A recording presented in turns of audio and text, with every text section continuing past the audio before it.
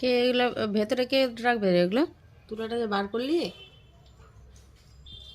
কে ভিতরে আবার ঢুকিয়ে রাখবে ভালো করে পুতুলটার ভিতরে?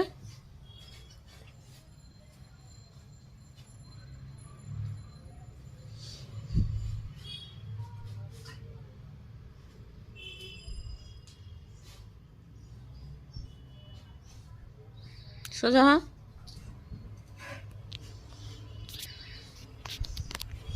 সোজা হবি না?